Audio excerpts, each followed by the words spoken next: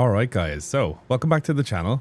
This race today is a race of IMSA. It's a 35-minute race with multi-class. So there's GT3s, LMP2s and GTP cars. It's also my first race back since the Sim Racing Expo, so my hands and feet feel like they don't belong to me. So there's a bit of a ramp up period here. A little bit sketch going on here. I think I lost out to one spot on the start there. I tried to get a little switchback, but hey, we just fall back into line as we see the planes go overhead. The lovely French flag there. Gotta love it. This car is a bit tricky on cold tires. I've been getting some coaching advice for this car. I still find it really tricky to drive. It's weird. It's like some of the gears, some of the lower gears feel like they've no power. The brakes feel all sorts of weird. Mid corner is just weird. But it's a challenge I do enjoy. So I'm gonna frequent this car quite a bit and see what happens. But the main thing of this race, guys, is that this race was a race to forget. Truly, I just feel like I wasn't performing at my best at all. But I don't like to just share my good races. There's also value to be seen in the bad races, as we kind of just have a poor exit here. We see Yuri behind us kind of eyeing up a little move. Trying to figure out what he wants to do. We're going to hold a right. He takes the left. He is looking for that move. I'm trying to see, can I side draft him, which means when I'm beside his car right about now, maybe I'll start getting draft from him. But no, he just has too much power. I have to back off, fall back in line. And again, these chicanes here on the Mulsanne Straight, I was really struggling to find braking points for. Granted, I'd hopped out in the race with about 10 minutes of practice. Usually works out, sometimes doesn't. Again, side by side, heading down the Mulsanne Straight. I'd love to drive down this road in real life and just see what it's like. Yeah, I think I've been here once before, but it was when I was younger and I was too young to appreciate it as a motorsport fan. Actually went to some museum here. I have a very faint memory of it. But yeah, little Jack then didn't know the absolute heaven he was standing in. As we see someone come off the track here, we're going to go left. Hope he doesn't bounce back out the track. We're good. We're alive. Again, Yuri absolutely filling up our mirrors here. We're driving to the white line here just so he doesn't have a little look up the inside. I kind of flick out confidently to the left to let him know, hey, if you want to take that inside, you can. But like this is all my corner. So I like open up the corner as like some alpha move. I'm not sure what it was. It worked though. He kind of stuck back there. He got a bit of a poor exit, which kind of separated us a bit. English, Jacko. Moving on to lap 2. We have kind of maintained that gap to Yuri behind. Kind of struggling with the car a little bit. We come in super hot into this corner. Really just poor form. All I'm thinking is just to keep it out of the barriers. I'm not so concerned that we lost the spot, but coming up behind us at the moment, we will have a friend. Mr. William Hepworth, 0.9 of a second away. This is where I'm just trying to minimize mistakes and just not let them get worse. As we move further along the lap, I see a commotion up ahead and I just kind of miss all my entry points and I don't know what happened here. I just wasn't focused. Obviously, I was out of practice a little bit. And I just completely fumbled the opportunity. This car here wants to go up the inside, catch me when I'm down. So I'm like, no. We get that outside speed on that corner. And that does allow us to progress up the road a bit here. Mr. Luka Tosic. But he has some serious draft now at a 10th away. And he looks like he's gaining. I'm trying to figure out if he's going to go for the move or not. It's kind of looking like he wants something. And he flicks out. And I'm like, whoa. And he sends it super deep. I really didn't think he was going to make the corner. But he really nailed it. Like it was a nice move. Jacko like immediately wasn't liking this, but then afterwards I was like, yeah, that was enough. Yeah, come here, that's all right. It was actually so good of a move that we're going to remember it later on in the race because we're going to need it. But yeah, end of lap 2, we are sitting in P8. Yeah, probably could be doing a little bit better, could be going a little bit faster, just all round performing a lot better. Coming into here again, like start of lap 3, just these mistakes, guys. That's why I wanted to show you this race, that this is what happens when you're just completely out of practice. You know, there's only so much muscle memory can do. We have a slowdown penalty, so I carry it through that first section and I decide to let him by in the straight. There's not much we can do for it. Unfortunately, I'm just trying to time it correct so we give it back without giving back too much, if you know what I mean. So I really wait until the last second here to give it back. Yeah, moving on to lap 4 at the minute. We are catching up to P6 and P7. Philip has kind of gone back a bit. Trying to see if they can fight so I can catch up. I'd love that if they could just, you know, come closer to me. It's always nice when you see someone dip the gravel like that, because you're like, oh, is this a freebie? But no, it's not a freebie. But we're getting close, and then we again with the mistakes. You know, it's just these little sort of things, just being inconsistent. You know, at this level doesn't really work well. It's probably worth noting that I was actually on for a decent qualifying lap, but I did fumble it and I got a 1x. So that's why I had to start from so far back down the field. And as you can see, I'm kind of struggling in this race. Just trying to get the pace back on as we start lap number 5, chasing P6 and P7 into turn 1. I don't know the name of this corner. I really wish I did know, but yeah. Just praying, that's all I can do. Hoping for a move. We see a huge dive from Luca on William, and they kind of come together. I like hold for a second to calibrate, and I just go for this little switchback move. Car on the right just bails out, oddly enough. And somehow we've passed both of them, which is nice. We're in P6 at the minute, minimizing the iRating loss, although I don't really care about that too much. Just here for a good time. And yeah, thinking how nice. Maybe a little slowdown would kick me back into my seat. But we don't. We get actually one of the best exits there we've had all race, and we carry it on down the field. Here we have an attack by Luca.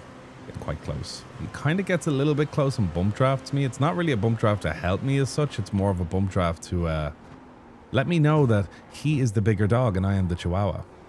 And with an exit like that, Jacko. Ruff, ruff. Yeah, I don't know. It just really bothered me how rusty I was in this race.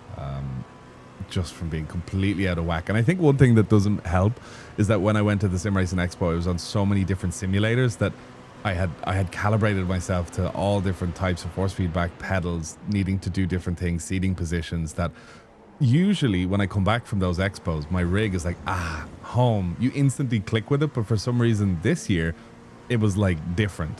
I don't know how to explain it, but yeah, it felt different. So yeah, I need to, even though it's the exact same way I left it, to the millimeter, yeah, feel a bit different. Coming down here, P7 is looking to really make a move. I go over to the middle of the road really to assert some dominance here, and I'm really going to go for it. I see he backs out. Corner's ours. Are we going to make it though? We take some weird line just to kind of make benefit of the straight braking. Luca is kind of with us a bit, but he's not close enough to make a move. So let's just try and nail this corner and GTFO. What a mess so far. But we're in P6. It's kind of looking up this race. Kind of happy. Like if we can hold this with all my mistakes, with all my stuff, I'd be fairly happy. But you know, you boy. Yeah, lock up. We just got to keep it out of the barrier. Trying not to impede the car behind us. We're actually kind of ahead, so it didn't really mess us up too hard. It just put us under heavy pressure from Luca. Luca's going to take the right here. This corner's a left-hander at the end. He's kind of fairly aggressive. I'm like locked in because I know I need to keep this position. I want to keep this position. Yeah. We also got a GTP coming up behind too, which is something we need to be aware of. He really nails the corner. Likewise, I just don't trail it enough in. I came into that corner too hot and too fast. Way too hot and too fast. Just didn't work out. GTP zoops on by. That's P14, so I'm kind of looking to see if there's any other GTPs. Nope, it's just him. Thomas is on his own. That was pretty cool what the car did ahead with the sparks. I don't know if he knew he was doing that or not, but like that was neat. One thing I thought, I wish you could see sparks in your mirror on iRacing. Like that'd be 10 out of 10. Like as you create sparks, you could see them in your mirror. I think it would just feel more vicious. Fun. P8 is 1 second behind us now, moving on further up into the lap. Luca's going to hit the pits. So that's going to put us up into P6. We're in P7 at the minute. You know, I'm thinking, okay, let's do a banger lap here. No, we're going to get a slowdown penalty. How amazing, Jack. Good man, as they say in Ireland. Good man. So we're going to... Well, one thing we also have to do is a bit of fuel saving because we have the perfect amount of fuel for one more lap. So I take the opportunity to do a lot of fuel saving. We don't impede anyone behind, so there's no real issue with it. Just kind of worked out that it was a heavy fuel save corner that I could put to use. Moving on further into lap 7 now. We get our first overtake on a GT3 car. I'm trying to like make it so that this GT3 can turn in right and block that LMP, but no. I was hoping the GT3 would be real fast and just kind of hook it back in, but no. Philip saw I made a door. I opened the door, and it's like he was like pressed up behind me, being like, I'm coming. I'm actually going to follow you through this door. So, yeah. Hey, you know, there's nothing wrong with being polite, I guess, holding a door open for someone, especially when they're trying to kill you as you guys come down a back straight in Le Mans. Same move as last time. We're going to send it down the inside here, except this time we're going to try get a better exit. He's really zesty with it, you know, going from the outside to the inside, out to the outside again, trying to attack. We're going to have to take the inside line here. Doesn't really nail it at all, meaning we get to get out of there and we live to fight another straight. I believe this is the Porsche curves coming up. I completely struggle with these corners all the time. I don't think there's been many cars where I felt right with them. Maybe in like Formula. Like F3 or Super Formula Lights, I feel pretty nice with them. But like in some cars, I'm just not the best. I think I need a better like fixed braking point and like a fixed turn-in point. But yeah, towards the end of the race, I was feeling a little bit less slow. But one of the most important corners of these curves is this one. And I just don't feel fast coming out of them at all. Even though I do pull a gap to the car behind, I'm not really feeling it. Now, we're going to be coming into the pits here. We don't do too bad on pit entry. It gets a little bit rocky. Not too bad. Kind of jump over this curve. I'm like, yo, are we going to get a slowdown? We don't. Slowing down for the cones, down to 60. Now, if you look down the bottom right, you'll see I'm going to use like no throttle whatsoever. I'm going to try to really get by with just using 0 throttle. That way I don't have to fuel up too much. You know, all time spent off throttle is less time spent refueling. What I didn't do was really think about it. I set iRacing's auto fuel to 0.6 of a lap. On most tracks, that'd be fine. Here, 0.6 of a lap is quite a lot. If I would have just set 0.2 or something like that, I would have probably pulled out half a second before him. Maybe not half a second, maybe 3/10, something big, something big. Like I'd be pulling out into the track right now if I would have refueled correctly and thought about it. But we didn't, and he actually gets a little bit of a... He jumps me. I went in first and he came out ahead of me. So his pit entry was better, refueling was better. You know, it's one of those races where there's very, very valuable lessons to be learned. We're in P7. You know, head down. Let's just keep going with it. Let's just keep Jack. Jack. I like smack my hand there jokingly being like bad. Very, very bad. So I guess better off just slowing down now so we don't have to, you know, slow down on the straight. So I kind of nail it just to the exit. And yeah, moving on a little bit, you know, standard Jacko stuff. It's one of these races and I often try my very best that when mistakes happen to not let them compound and you try and reset. But there's also the thing when you just haven't put in the work, it shows. You know, it shows. And I didn't get into this race being fully confident in my ability. And, you know, that's what happens. You know, the brakes, the tires start getting a little bit too hot. Some of the mistakes in the overdriving and the mechanical grip I was trying to force onto the car rather than like the downforce and the stuff like that, it just started hurting the car more and more and more. And then the mistakes start coming more and more. And then like emotionally, like the actual driving was starting to get super sloppy. And, you know, this is textbook compounding mistakes. Like, look at this sort of a loco. Now, this is fairly a classic move, let's say, in prototype cars. But still, there's no excuse for this sloppiness. Yeah, I wish I had like a but positive to say, but no. Unfortunately, I don't. Now, we're in P8. I'm telling myself, look, I'm just going to keep P8 and that's that. I noticed Marcus Soholm, buddy of mine, I was out with him on the weekend. He's in P1, 32 seconds behind at the start of the Mulsanne straight. Remember that because that's going to be very useful. As we have 1.4 laps of fuel remaining, I noticed something. There's no white flag. Why is there no white flag? I'm there thinking like, what? Am I dead? Am I done? I'm trying to figure out where the leaders are, and I'm like thinking, right about now, I believe that they're not going to catch me or they're way ahead, and it's just one of those races where, bang, the leaders have gotten ahead. It's Le Mans. It's weird. Maybe it's one of these tracks where it's easy to get done by the extra lap. So I'm like, uh-oh, this is not good. Until I realized something cool. I looked down the bottom right, and I remember Marcus being right about here. He was 32 seconds away. And now, for better or for worse, he's half that. Meaning, kind of, he could be able to catch me by the end of the lap. if he puts the foot down. Now, he's not a big talker in races, but I know he has his mic on because no one likes missing a bit of drama.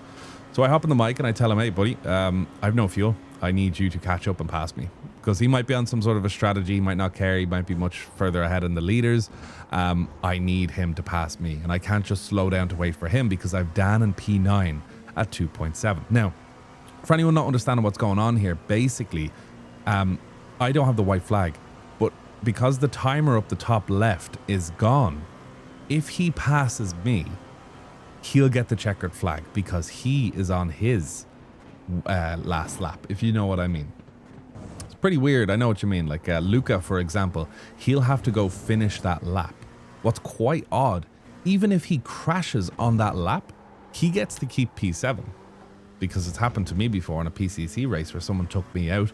I was on like that extra lap. So even though P8 and P9 had finished, I was P7 in this example.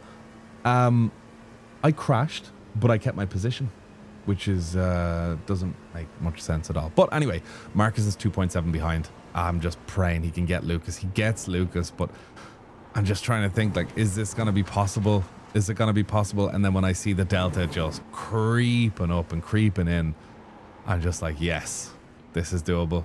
Bang, Marcus has the job almost done. He has it done. All he has to do now for us to get the checkered flag is to pass us. So I'm going to take the left here just so I can get past this GT3 car. Marcus is just behind. You're going to see an epic esports entry into this chicane. Look at that for an entry. Trying to take the smoothest part in. Dude's fast. Dude's fast. So you see the second he passes us, we get the checkered flag. That's it. Insta white flag, insta checkered flag. It puts us on the correct lap. And yeah, I give Marcus a little flash there to let him know. Good job, buddy. So yeah, a race recap would be that, yeah, we didn't perform well. We didn't practice well. But hey, I just wanted to hop on and have a fun race, and that's what I did. I learned a lot from it. But yeah, we definitely could have done a little bit better. Just better fixed braking markers, just a bit more practice, just, you know, getting up to peak pressure and just being a little bit more confident on the brakes. But all in all, it was a fun race, especially with that little bit at the end, just trying to get Marcus to catch us. Like, he passed us. I think he was only a second ahead of us by the end of it. If not, we wouldn't have finished the race. And actually, funnily enough, there was a chance that other cars that had crossed the finish line before Marcus did, they might have ran out of fuel, but I bet you they kept their positions because iRacing things. So yeah, guys, thanks so much for watching. And if you enjoyed the video, don't forget to subscribe, and I'll see you in the next one.